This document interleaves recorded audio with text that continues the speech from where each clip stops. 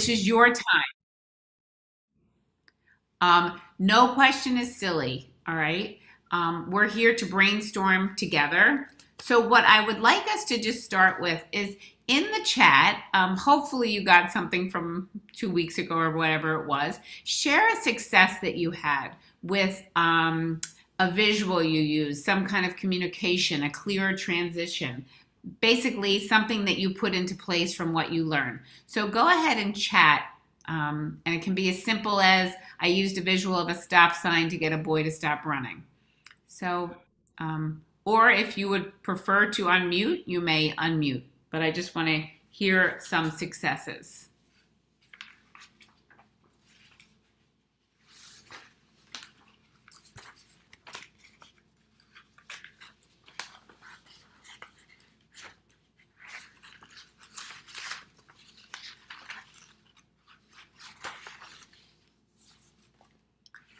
Okay, so Carolyn's been using First Then and a PEX board more, and great. She feels that the meltdowns have been going down. Taught them how to do something instead of saying no. Oh, great. Mallory has been using a bubble visual. Okay.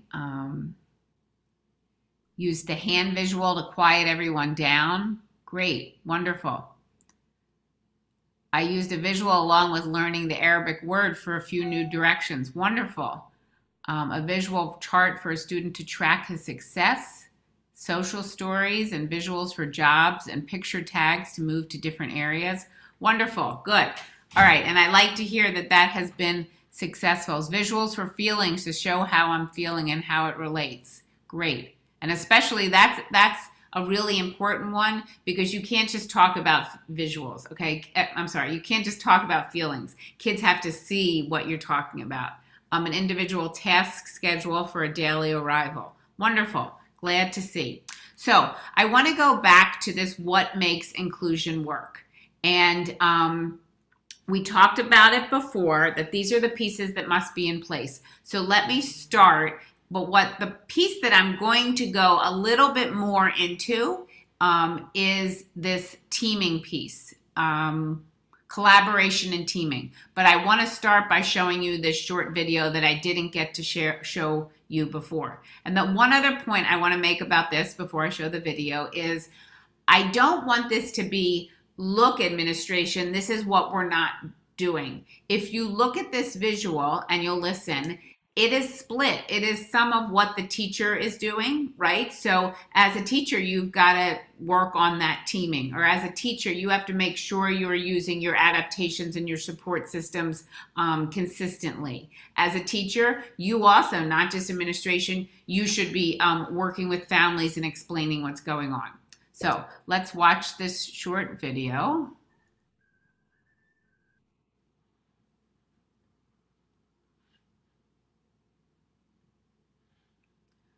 Okay.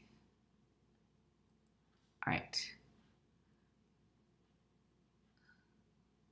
Research and professional organizations, but it's hard to know what high-quality inclusion looks like.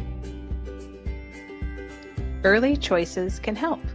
Let's look at what makes inclusion work in early childhood. Oh. Professor Terence Tao is the equivalent of a rock star in mathematics.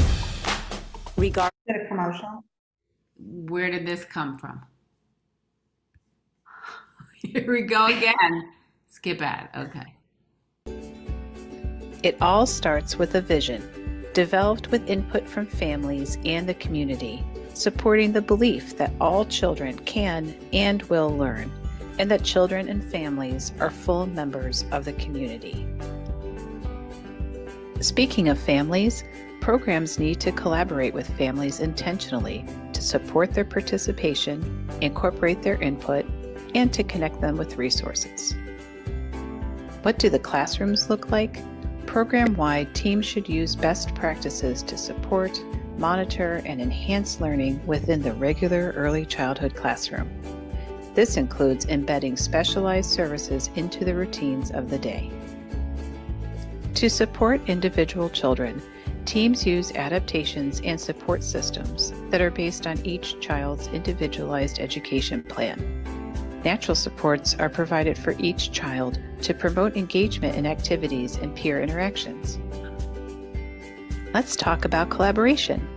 Teams should use strategies to enhance their functioning in interpersonal relationships and share and collaborate on plans, reports, and assessments. Teams need to have formal time to plan and reflect on practices to best support children, families, and each other. How will the staff know how to support children?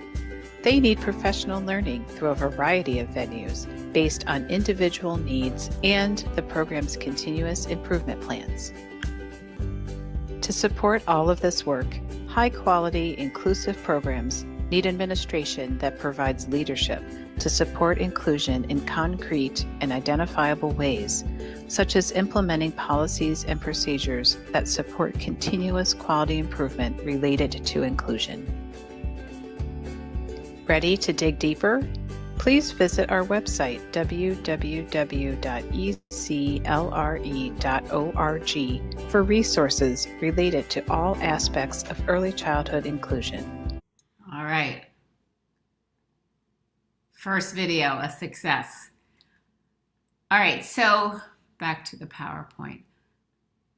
As I said, what I want to talk a little bit more is about this teaming, okay? Because it's two ways. So you're going to be having more supports come into your classroom because you have children now that have some special needs, have IEPs, get related services. So you have to be really clear, what do you want that person to do when they come into the classroom? Or what does that person want to do?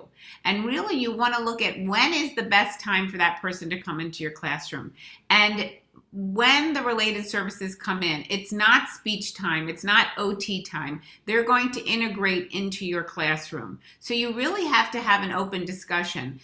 Everybody thinks that the best time to come in is choice time. Yeah, that's a nice hour chunk of time. But if I'm an OT or I'm a PT, it might be just as more effective for me to meet the child at the bus. I could have some time then, meeting them at the bus, walking down the hall and doing that morning takeoff, the morning routine. Or I could maybe schedule my time during gross motor time. So look at your whole day and make the decision together. And again, it's a little hard because I know schedules are already made. We're not that far in that maybe things could change. And then the other thing is we have to have that transdisciplinary teaming where we're okay with someone else doing what I was trained to do. So I'm a speech pathologist and I should be okay if I teach you the strategy or the adaptation that I'm using to get the child to increase his sentence length. I should be okay that you're an educated teacher and you can do what I was trained to do. And vice versa. You should be okay that even though I'm a speech pathologist, I could come into your class and I could actually do a small group on math and still integrate my speech and language skills, for example. So I want to make sure that we're really looking at teaming. And then the other piece is that formal planning time. That's when teams need to meet together. So when I say, and I think some schools have gotten good, I'm working with one district that the early childhood can all get together. I think it's on Wednesdays. But I want to make sure that the related services people are there also. It's not just the teachers. So thinking a little bit about what makes inclusion work. And I know you told me before what you felt like was maybe missing from your district. Did anybody have the time, and again, we're a small group, you can either unmute or you can chat. Did anybody go back and speak to an administrator or speak to other people on your team and say maybe this is something that we need to, that we're missing? Did anyone have the guts to do that or the time to do that yet?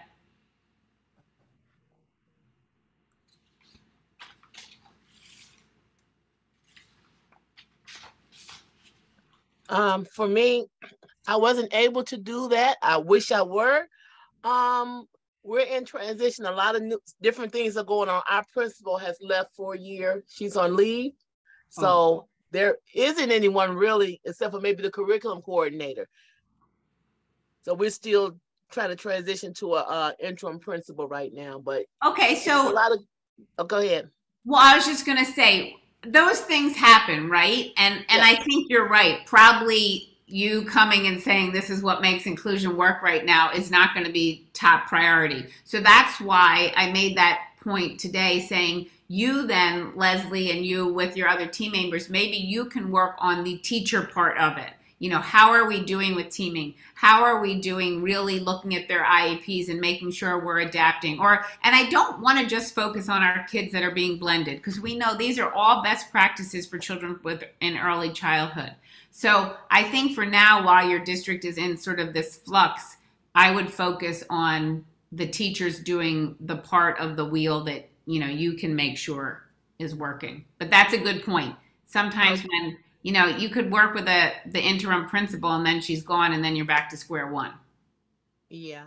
And this is our first full week of school anyway. We started late because I mean, it's been one thing after another. We were supposed to move into another building, and then the other school is being built, and then they told us we had to stay put. They had to bring our stuff back, and we had to find a place for the stuff that we already had, plus the new stuff. So it's just, woo. Oh, goodness. Yes. Always something, right? Yes. Oh, boy.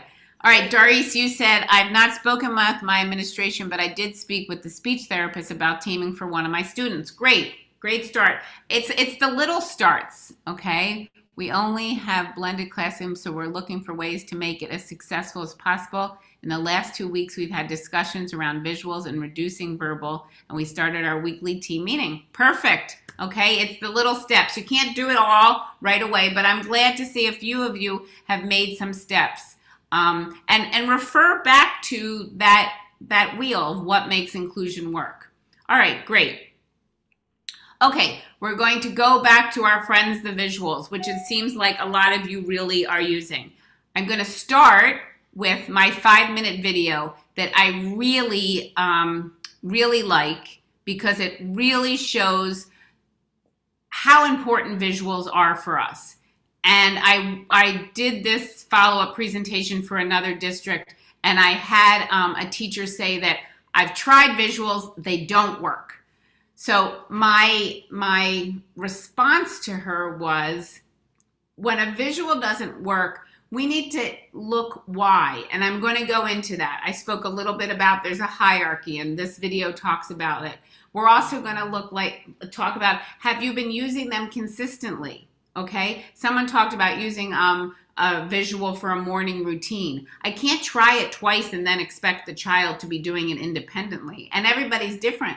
Maybe, yes, maybe with me you could show me twice and then I would know that I have to go check it. But maybe my brother, you have to show him for 2 weeks. So when I hear the visuals aren't working, I would want to look at why they're not working. Okay, so let's listen to this. Them to predict what is happening next in their day, helping children to make connections with what they are told verbally, helping to remind children of the steps to directions such as washing their hands, and overall can help to reduce challenging behavior by helping children know what to expect in different situations. As adults, we use visual supports every day. Think about going into a new building for the first time. You look for visuals to tell you where to go. A sign that tells you which direction to go with a specific room name or number on it. Signs to tell you where to go for the bathroom, vending machines, stairs, or elevator. When you are driving, there are visuals that tell you what to expect along the road, such as a stop sign coming up or that there is a curve in the road ahead. Visuals are all around us in our daily lives, and they help us to prepare for what to expect. Visuals can be used the same way with young children in the classroom. Some children struggle with behavior when they do not know what to expect. They may become frustrated and act out during transitions. We can set up a visual schedule that tells children what will be happening during the day to help to reduce this anxiety. When we set the visual schedule up, we can be mindful of creating it so that when an activity is over, children can help to remove the item or turn the item over on the schedule to show that it is done. This can help children to visually see what is left to do for the day. It is not enough to just have the schedule posted. We want to refer to it throughout the day and talk about what has already happened and what will happen next. When you think about your life as an adult, you may create lists of things to do or things that you need to get from the store. You use that list as a reminder of what you still need to do, and you cross things off when you have accomplished the task or picked up the item. Then you can easily see what you still have left to do. This is what the visual schedule can do for children, help them to see what they still need to do during the day. With some children, a daily schedule posted in the classroom is enough to help guide them when it is referred to throughout the day. Some children may benefit from using an individual schedule that breaks down different parts of the day. You may create an individual schedule for a child that has all of the activities in large group pictured. The child can then move the pictures to a folder that says done, move it to a list that says done, or even put a check mark next to the item that indicates that the activity is finished. Not all children will need this much support for an activity, but it is a strategy that can really benefit the children who do need the additional support. Visuals can also be used to help children throughout other times of the day. We know that giving children choices can help to reduce power struggles in the classroom, especially when we give two options to the child and we are okay with either choice. This gives the child some control over what is happening. For example, when we ask a child, "Do you want to wash your hands at the sink in here or at the bathroom sink?" Here, the child is washing their hands either way, but they get to choose where to do so. When we offer these choices, some children will be okay with making the choice after hearing it, and other children may need this paired with a visual. Adding a visual will help children make connections to the spoken word and provides a reference as the child is processing the words. Whereas pictures are great visuals to have to support children throughout the day, it is possible that pictures may be too abstract for some children. If this is the case, try a visual schedule with real objects to let children know the times of the day.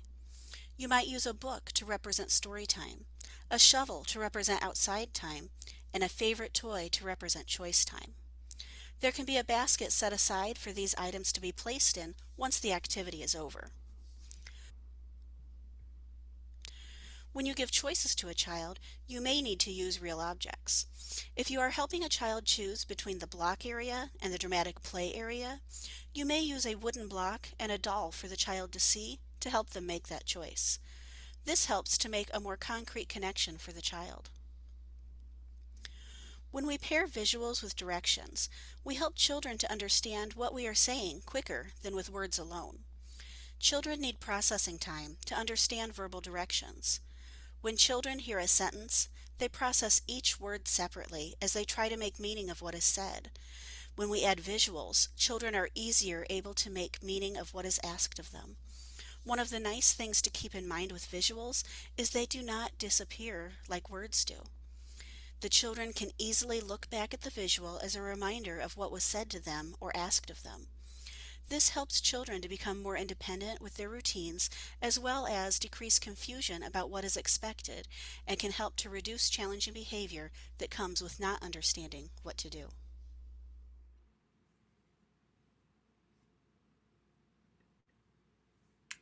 Okay.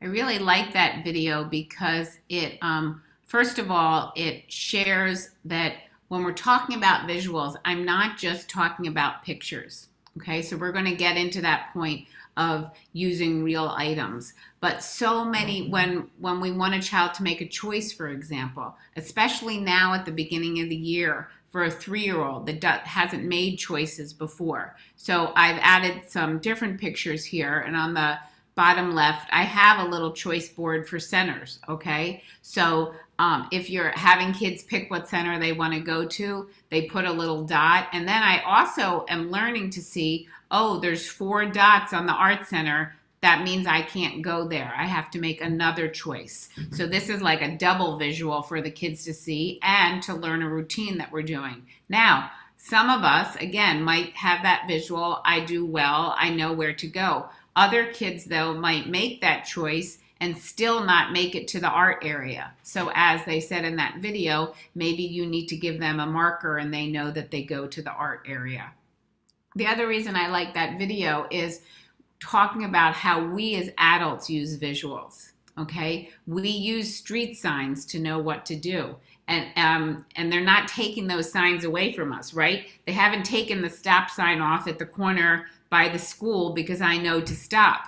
It's there to remind me. So remember, just because kids start doing better, you guys gave some great examples of how kids were improving. Just because meltdowns are lessening because you used visual, don't take the visual away or that meltdown might come back. Okay, the other way they talked about in that video is about using visuals to make choices, okay? So I had a little boy when I was in the classroom who had autism, and he talked a lot during circle time. And the way that we got him to monitor how much he spoke and to not take over circle time was giving him talking sticks. This picture is a little different than what I did, but I gave him 5 popsicle sticks. They were different colors. I just painted them with colored them with a Sharpie. Every time he made a comment or asked a question, he handed a stick in. And he learned when his 5 sticks were gone, he could not talk the rest of circle time. It wasn't that I didn't want him to talk, I didn't want him to monopolize. So he really learned how to pace himself pretty quickly. It was amazing how well that strategy worked. Will it work for every kid? No, but for this boy, it really did work. The example here of this visual is for getting a child to talk. So these are talking sticks and reminding a child the different ways that they can talk. I can have a conversation. I can, please sit on your bottom. So this is showing the child what to do. So if I'm nonverbal, I could use some of these sticks to get a child to do something. Any questions about visuals? It seems like you guys see the benefits in them for all children. But any questions anyone has?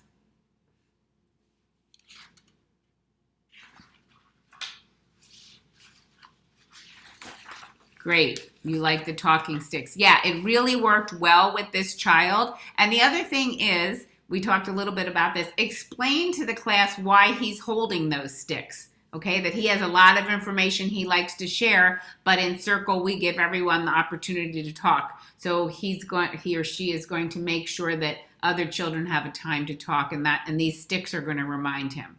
Always when you're using some type of strategy like that, you want the other kids to know why. Okay, this is a great, I want you all to I'm not going to read this. I want you to take a minute to look. This is from Linda Hodgins, who's big. If you ever want to know something about visuals, just Google her name.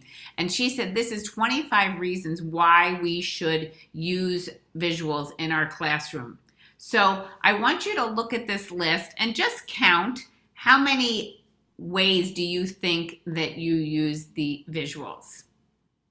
Like, do you use visuals to help manage time, to aid in a child's memory?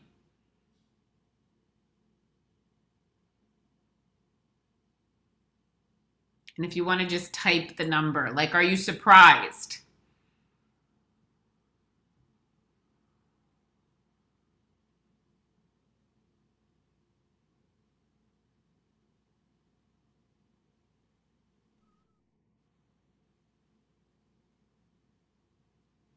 I think you should be surprised because I'm sure you use them for choices. I'm sure you use them for routines.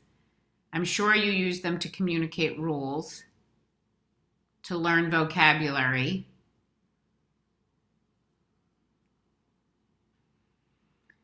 So you have a copy of this. Think about it, okay? Communicate rules. You probably all have posted your rules up in the classroom, but remember to refer to them, right?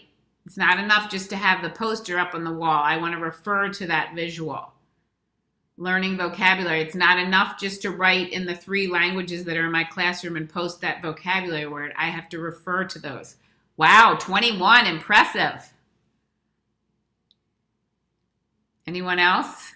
21 to 22. Yeah, I do this don't worry if you think you only use 5. It's really to point out you guys are using visuals and you use them in a lot of ways, and we can see how important that is. Okay.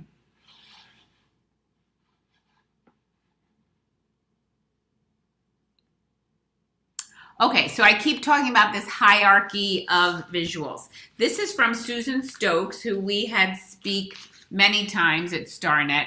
And this just really, I wish I knew this when I was in the classroom, okay? Oftentimes, as I said, we start at the bottom. When we post visuals, we use photographs, line drawings, and written words. But many kids, just like in the video, just are not at that spot. And when that teacher said to me the visuals aren't working, it makes me think that she was too low on the hierarchy. So when we first start with visuals, you can try photographs, but if it's not working, you need to step back. So let's go to the very top. The very top is the real object, just like they showed in the video. So do you need to make a schedule with one item in baskets from every center or one item for each part of the day? After you do that, can you go to miniatures? This is a little harder, but at any of the craft stores or, oh, Deb, I don't know if we have that enabled, but I'll see if that works. Oh, it's working.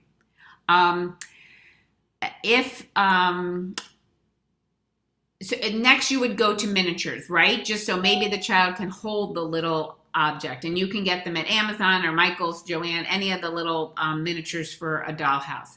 After that, this was the thing that Susan Stoke talked about that I thought was so fascinating.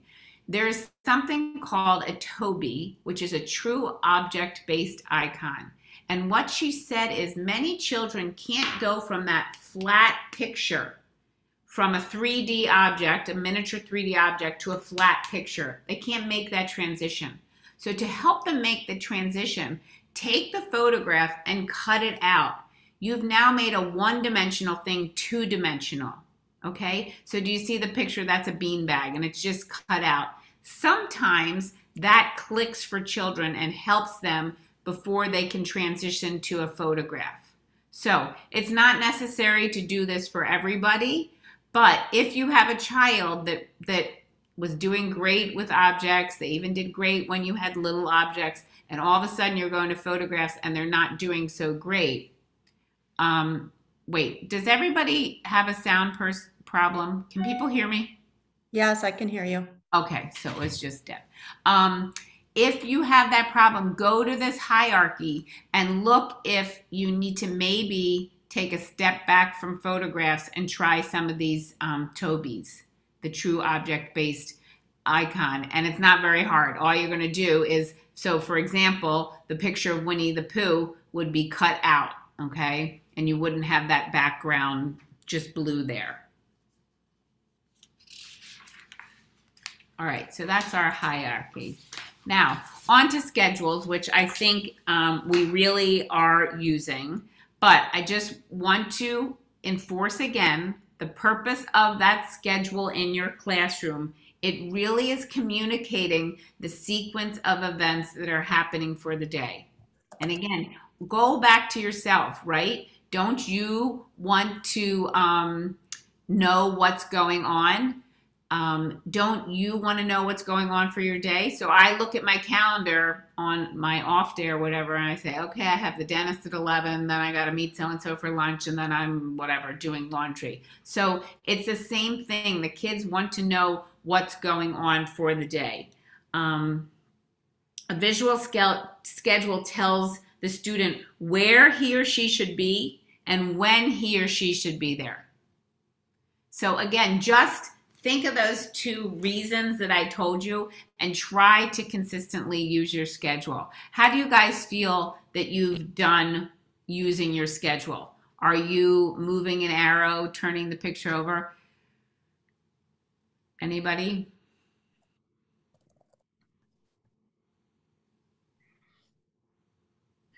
Yeah, I have a schedule, and the children, there's a schedule keeper, and they turn it over and it says all done on the back. Oh, I love that. That's really great. So that's a job. The schedule keeper is a job? Yep. Okay, perfect. Perfect.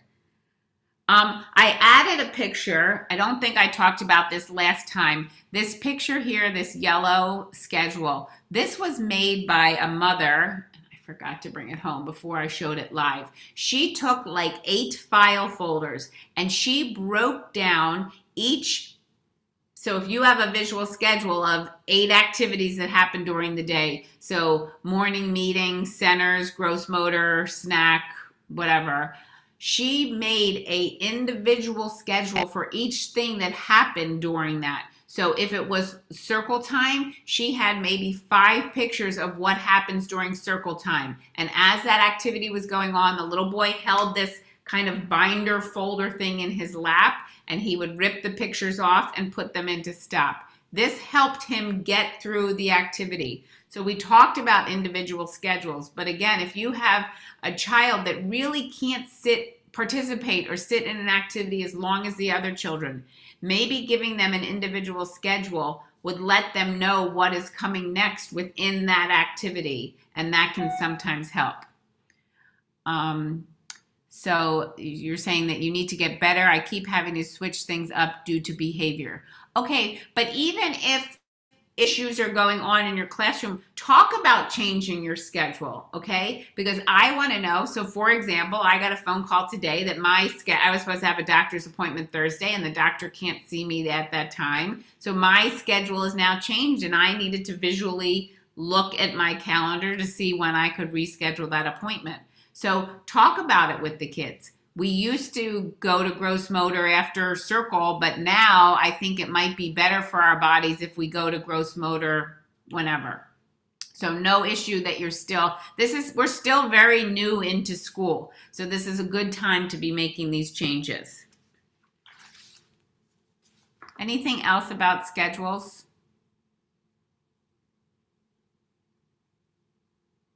And do you see your children that are blended referring to that schedule more than your other kids, or is it pretty equal?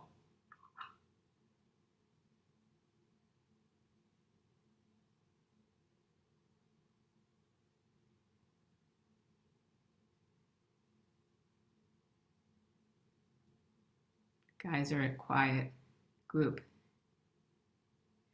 That's kind of a trick question. Still asking where we go. My blended kids refer to the time or more, okay? And gen ed to the schedule. Right, because I wanted to say that everybody should be referring to the schedule, okay? That it's not one or the other. And as I keep saying, many of these strategies are for all early childhood kids. But I like what you're saying, that so you have multiple means to know how long or when the next activity is. Some kids are referring to a timer and some kids are referring to a schedule. So different visuals help different children. Thanks for sharing. All right, back to communication. When I talked about this being my soapbox, I really want to stress the importance that you as a classroom teacher, you really do need to, and someone said they did go and talk to their speech pathologist, okay? Yes, the speech pathologist is probably developing communication systems for everyone on their caseload now, but you need to know what is the best way for this child to communicate in my classroom. Maybe they're not up to PECS, a whole PECS system, but maybe you can start with this bottom picture, I want, and they pick one of 6 things, okay? Or one of 4 things. Also, just having some pictures for, and I might have talked about this, when they need a break, okay? Do they have a communication way to say, I need a break? Some classrooms just have a break card, okay? I've seen it, I saw a teacher that just took like neon 3x5 cards that laminated in, and she wrote break on it. Could the kids read the word break? Not necessarily, but they knew that the green card meant, I need a break, okay? And I think they had, this one boy had it on his desk and he held it up. So while your speech pathologist is working on getting everybody's systems going, make sure that there's some basic ways that kids can communicate. Does anybody have a nonverbal child in their classroom that is using some kind of augmentative communication? A pictures or a system? Several. And are their communication systems in place? We use a hand signal for a break. Perfect.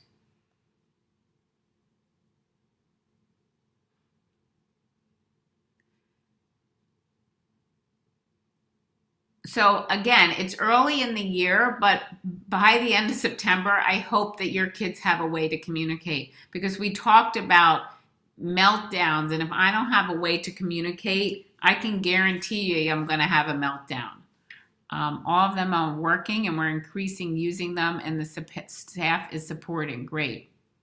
I don't have any completely nonverbal students. Okay, but even if my language is delayed, maybe having some kind of communication system can help me. And the other thing I want to stress, and you guys probably know that, is always letting parents know, just because your child is using pictures or visuals, it's not going to decrease their ability to talk. They won't stop talking or use language less because they're using pictures. And, you know, just share with them how we use visuals or how we sometimes communicate. Right? Just think about if your mouth is full and you're eating, you know, and someone asks you a question, you might point to something instead of talking. So it's the same thing. But that's a fear that many parents have, that if my kid uses these pictures, they'll never develop speech. And that's not true. I think having the communication system works for our English language learners as well. Yes, right. And I didn't talk about a really easy, I don't know if you can find this now, probably on Amazon you can. Usually during Christmas that comes out, a really easy low-tech communication device is they have those little boxes you can record like a card for someone. It lets you record just a short amount of time, and you can easily delete what you record. So maybe you want a child to participate. Maybe you're reading a book, Brown Bear, and everybody repeats the line, Brown Bear, what do you see? But I don't have the language to do that, or I speak a second language. You could get that simple little thing of recording, and you could record Brown Bear, what do I see? And when everyone else is talking, you can teach that little child to press the button, and now they can participate just like the other children. So that's a simple, cheap little thing that you can get if you're waiting for a more advanced system to be put into place.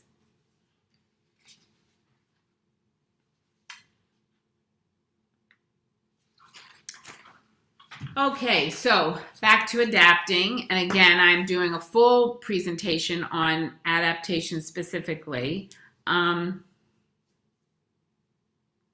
If you're looking specifically at your children that are blended and you're saying, how can I teach this child in my classroom? There's a couple things I want you to think of. First of all, many of you, not everybody, but many of you are using creative curriculum, okay? And creative curriculum, and if you're using the assessment system, Teaching Strategies Gold, goes from birth all the way up to 3rd grade. So even if this child is 3 years old but performs at an 18-month level, I can look at that lower color band, for example, and see this is what the child's supposed to be doing to achieve this objective. That's the first thing. The other thing is I want you to remember your Illinois Early Learning Standards, okay? I put that up here, this goal 8. Remember the performance descriptors. I hope people use the performance descriptors, because performance descriptors break a goal down or into 3 levels, right? We look at the exploring level, the developing, and the building level. So that's another way to make modifications for a child, to make that goal more accessible for them. And then the third was I talked about, and this is really what I'm going to be focusing on that next presentation, is Kara's Kitten building blocks. They look at everything that we do during a typical early childhood classroom, and they tell us through a continuum multiple ways that we can adapt. So that's another thing that I want you to look at. If I tried adapting the environment for a child and they're still having difficulty, maybe I need to look at something else. Maybe I have to look at, does that child have a preference? Does that child really like something? And maybe if I integrate in what that child really likes, I can get them to stay on task longer. Or maybe that child really does need some adult support. Okay, so if one type of adaptation doesn't work, I want you to look that there's many types of adaptations, and both the Building Blocks and Kara's Kit, we have both of those in the StarNet library, but if you Google both of them, you can find many of the resources online. Yes, Building Blocks is from Brooks. I cannot. Rhonda, no. Oh, Rhonda, you are not muted, my dear. I'll mute you. Oh, someone else is not muted. I'm sorry. Okay.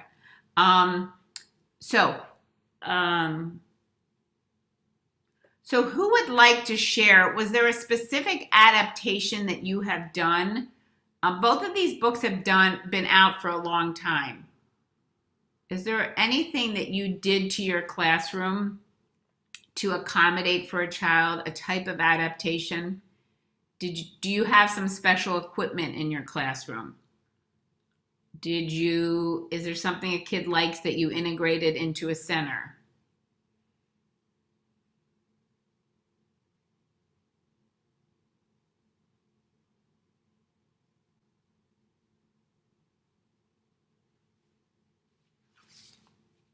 Nothing? Okay, this was your time to share and shine. Okay, the next video, oops, wait, I don't want to end the show. I really like. This is about curriculum modifications. So let's do this one. I opened it up and there was a root. Wrong one. Okay, this one is.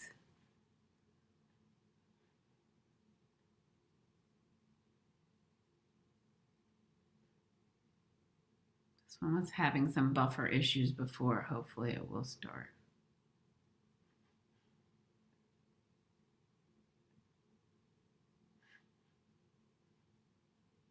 Everything was going too smoothly for me, right?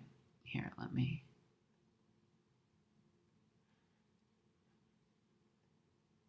Hello, and welcome to this short module on curriculum modifications. Sally, find the blue diamond.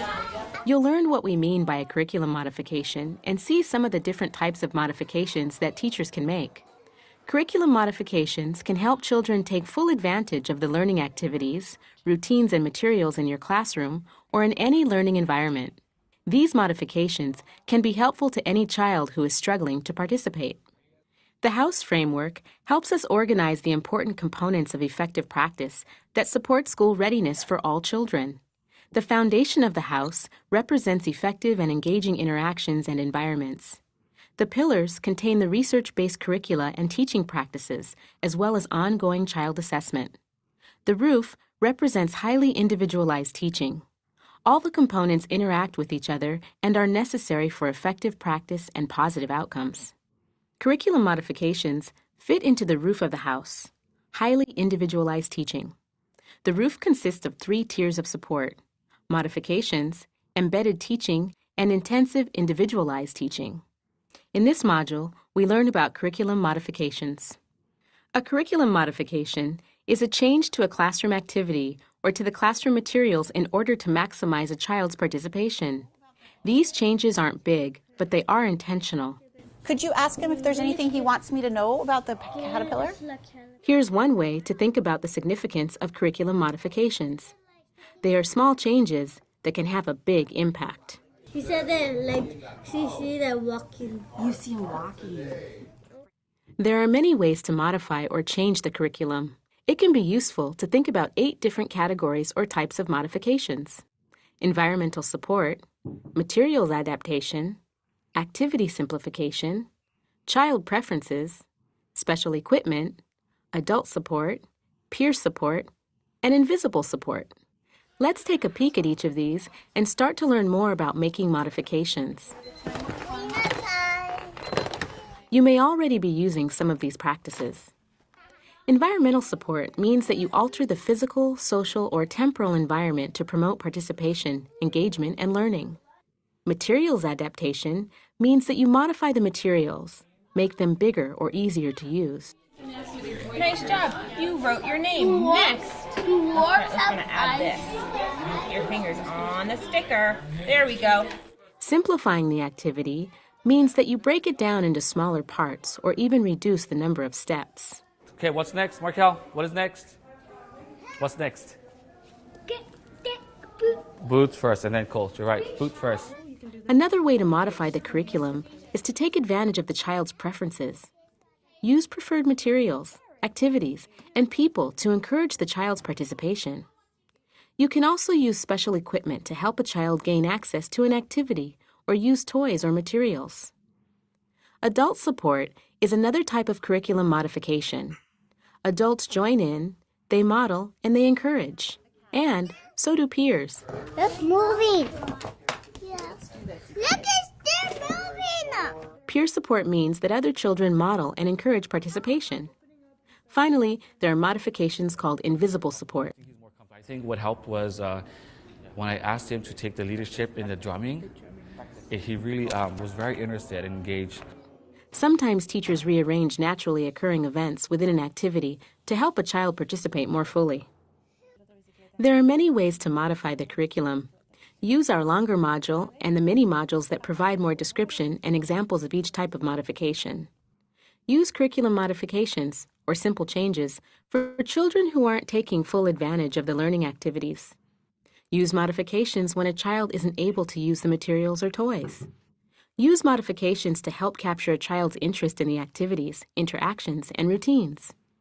Remember, curriculum modifications are relatively small changes, but they can have a big impact on a child's learning.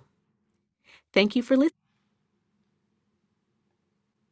All right. So now, again, giving some examples, think back again at a different type of, well, I do want to make one, I'm going to stress this in my next presentation if you listen, but I feel as I was planning these two presentations, the terms adaptations and modifications are used interchangeably. They actually are different, okay? Modifications are changing what the child is going to learn, okay? So that child is not able to learn, one-to-one correspondence up to 20. So they're only going to learn one-to-one correspondence up to 10. That's modifying the curriculum. I can adapt it by using a child preference. I'm going to have him do one-to-one correspondence for Ninja Turtles because he loves Ninja Turtles. Adapting is really what we've been talking about, looking at using peers, using adult support, indivisible support, that kind of thing. So many people interchange them, but I wanted to make that difference. So again, I want you to take a minute. I'm actually going to stop sharing for a minute.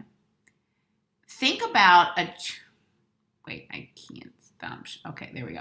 Think about a child in your classroom. We're a small group, so I want some participation now, that you're questioning, okay, having problems with. If someone wants to share. And let's think, is there a type of adaptation that maybe could be a different type of adaptation that could be tried?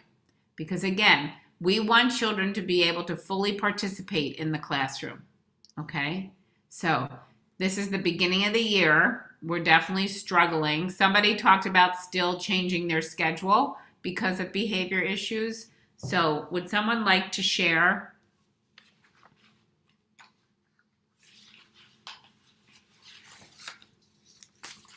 Or everything's perfect in your classroom and everybody is.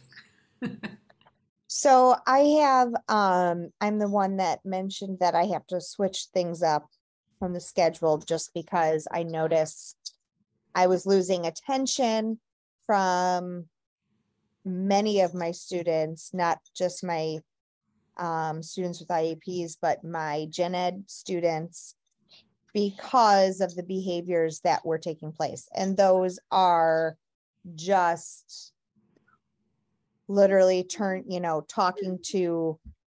out loud. I have a student who just has these outbursts all the time. And by outbursts, they're very friendly outbursts. It's not the appropriate time. And we use the visual cards to kind of help him with that.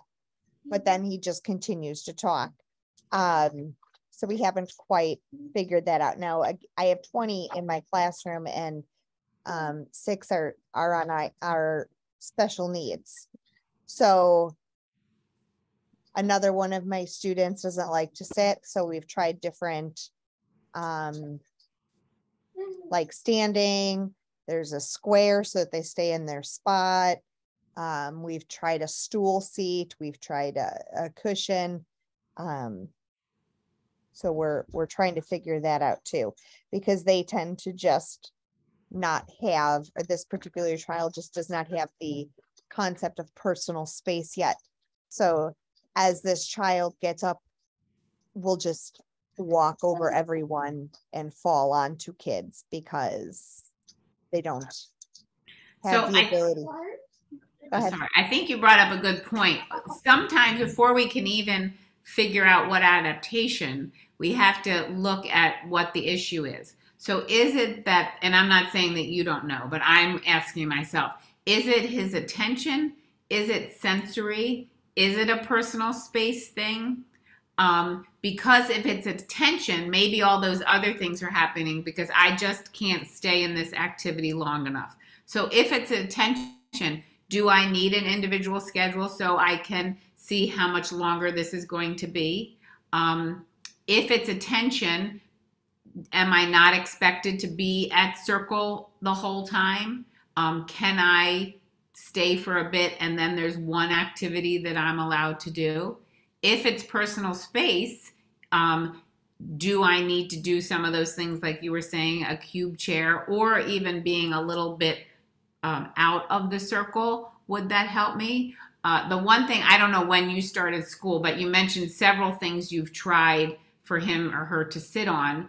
I would say, are you giving it a long enough time, right? So did the stool not work because you used it 2 days? Or did the stool not work because we didn't give it enough time? And I'm not saying you're doing anything wrong. These are just like questions I would be asking.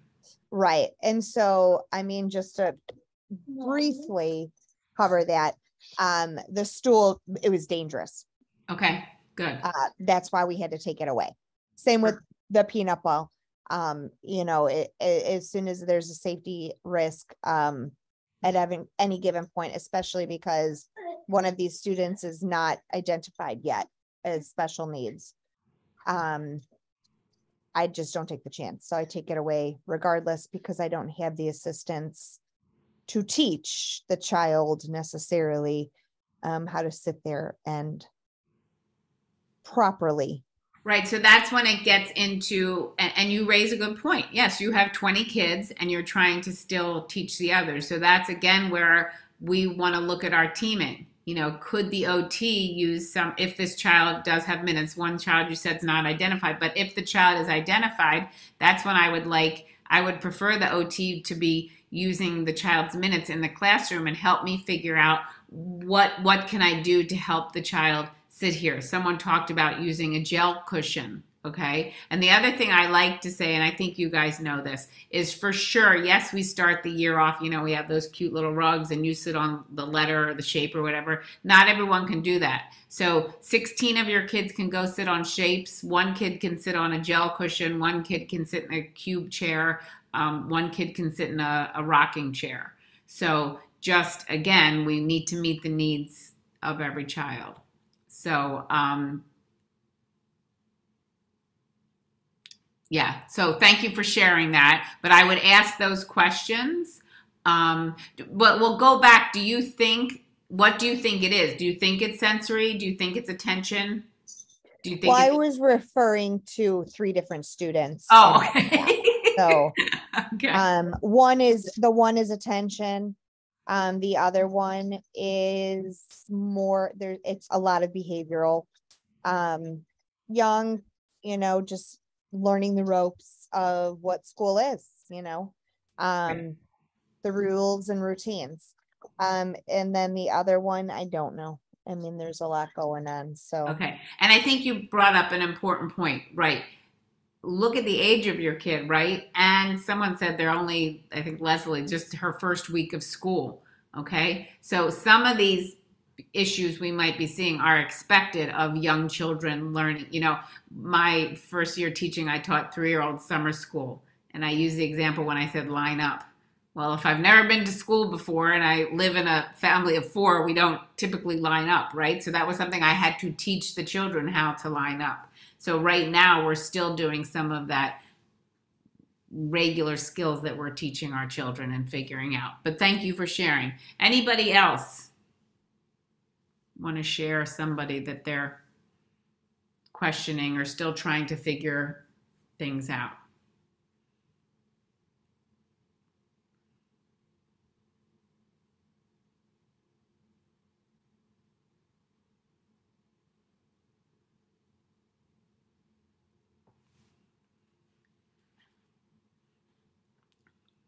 All right, I'm going to go back to, if something comes up, go ahead and share either through chatting, but let's go back to this. And this is, we touched on this before about the behavior, right? So I really want you to has anybody thought about the iceberg that I'm seeing? And this even goes back to the discussion we were just talking about. Cheryl, you're shaking yes, your head yes. Right? So we're seeing lots of behaviors now. Has anyone been able to take the time and maybe find the meaning behind some behavior that was going on in your classroom? Yeah, I did. So, you know, a lot of sometimes aggressive behavior with students is if they don't know how to play. And so you're thinking they're just really throwing everything, but they really don't have that knowledge of how to interact with peers or what to do with the toys. So we backed off and we've done some more direct teaching of this is how you join a group. This is how you play with the materials. Wonderful. Wonderful. Yeah. And I think that that's kind of a typical behavior we see now, right? And we sort of expect kids to know how to play. And if we think of some of the homes that our kids are coming from, A, they might not be playing. And the other awful thing is we're looking at screens instead of playing. You know, unfortunately, I was writing one of our tips for the week that we have through StarNet, and it talked about I'm giving away my tip, but having parents set up a play space at home. And when your child is playing, it's not necessary to have the screen time going, right? Like, let's get away from that. But I also worked in a classroom, exactly what Deb is saying, introducing each center and describing the rules. I worked with a teacher in a classroom. It was a self-contained classroom, so she started the year off just with 5 kids. But she spent the first 2 to 3 weeks going through each center and demonstrating this is how you play, and we would all play. So we go to dramatic play, and you know, I'm going to dress the baby and get the baby ready for breakfast, and you guys are going to cook the baby breakfast. And then we went over to the block area and we talked about how we could play with blocks, and she had some social stories and she had some scripts and she had some visuals. So for sure, and centers is a big chunk of our day, we want to make sure kids know how to play. And those are 2 great ideas from Deb and Cheryl. Anyone else notice some behavior that they were able to Pip the Puppet snack? What's Pip the Pup? I don't have little kids anymore.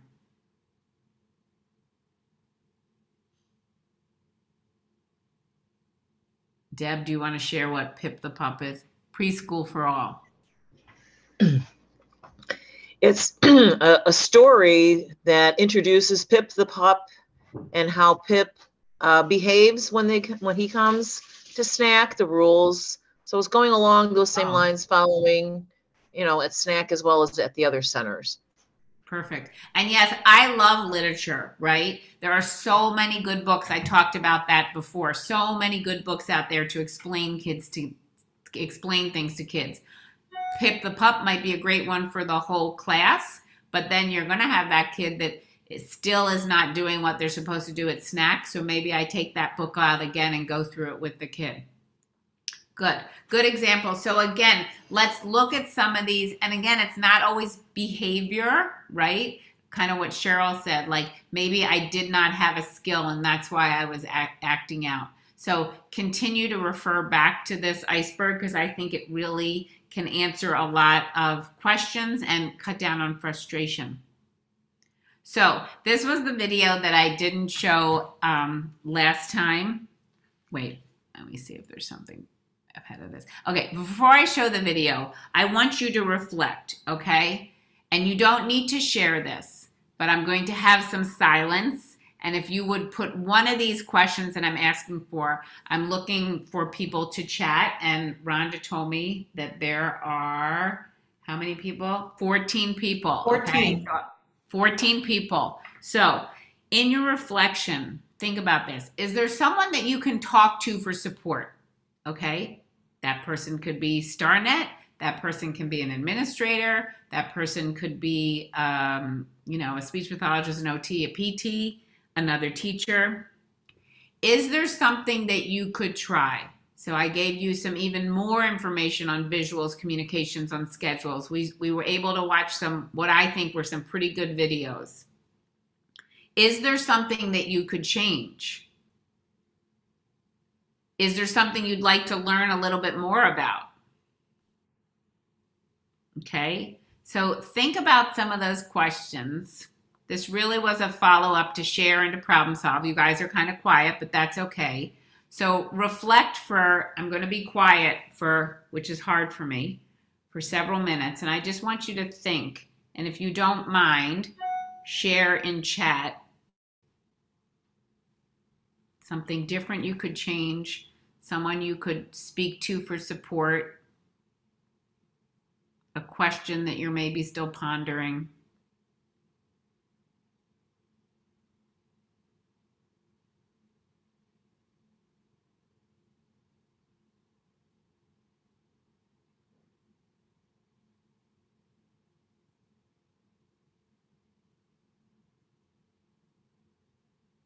Are we supposed to chime in?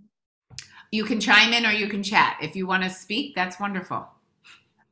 So this year we have, aside from our administrators, we have coordinators for each department. And so that being said, I don't know if it's any different than having an administrator yet, because this is still very new. But that would be somebody that I would go to. I've worked with her in the past, and she's an excellent resource.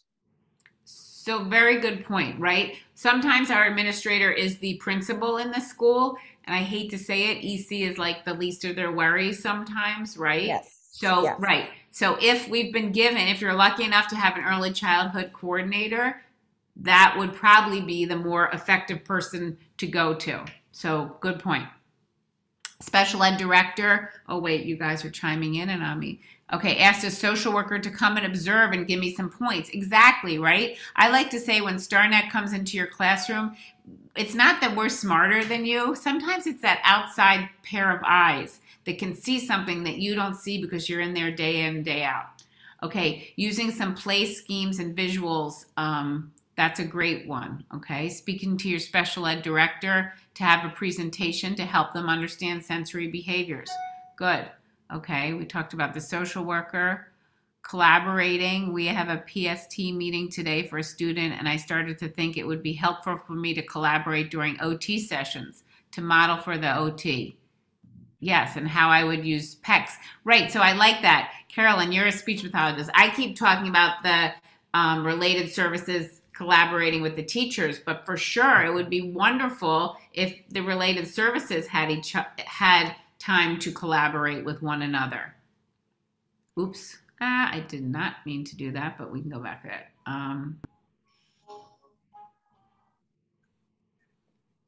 Okay, so Barbara, you have several people you can talk to for support. That's great. Sometimes some of the StarNet regions have, you know, there's one early childhood teacher in a building with no one else to collaborate with. So that's great that you have people that you can go off with, go talk to.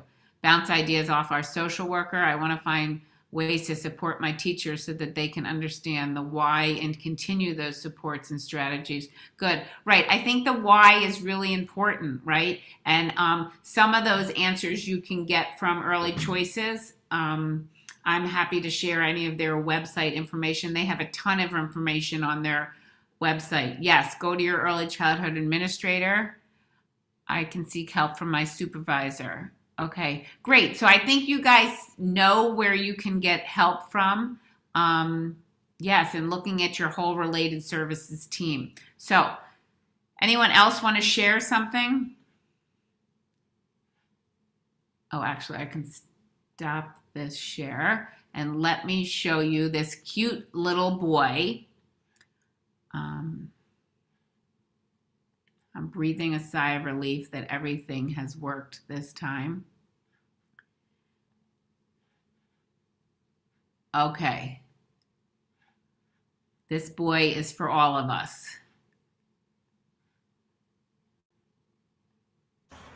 I feel. Do you feel alive? I feel happy of myself. I feel happy of yourself too. What do you got, any words of wisdom? What about for all the other kids trying to learn how to ride their bike? Can you say anything to them?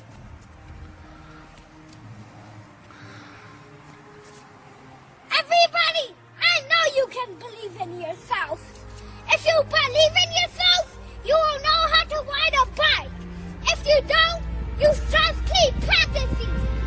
You will get the hang of it, I know it. If you keep practicing, you will get the hang of it, and then you can get better and better at it if you do it. Give me some thumbs up. Thumbs up, everybody! All right. For rock and roll! I just love that little boy, right? So, whoops. Oh, here I go.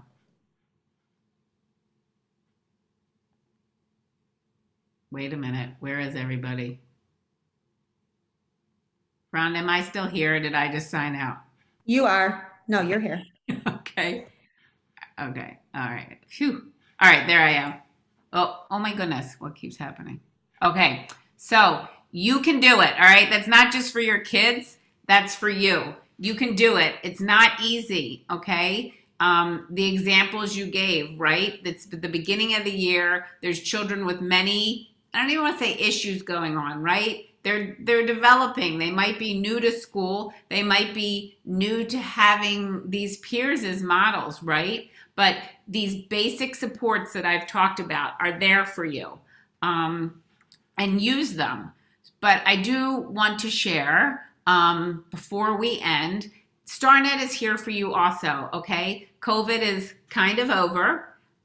If you're in a blended classroom, and if it's the middle of October and you're still frustrated with 4 kids in your class and you've reached out for support and they're still, I don't want to say disrupting, but you're feeling frustrated, call or email StarNet. I'm going to put my email up in our phone number. We can arrange to come out to your classroom. And again, sometimes it's that outside set of eyes, and we could offer suggestions. We can also do trainings for staff if you feel like you're the only one on board. So StarNet is here for you.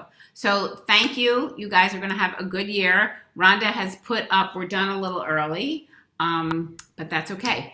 Rhonda has put up the evaluation, if you would fill that out. And please, this is the first time I've done this, so I would appreciate the feedback. And I'm going to put in my address and my email address. And I'm happy to stay on a little extra if anybody has any questions that they didn't want to ask in front of the whole group. Thank you, and good luck, and have a good year. Thank you, Becky. You're welcome. You. Here is my email. Thank you. You're welcome. And there is StarNet's phone number.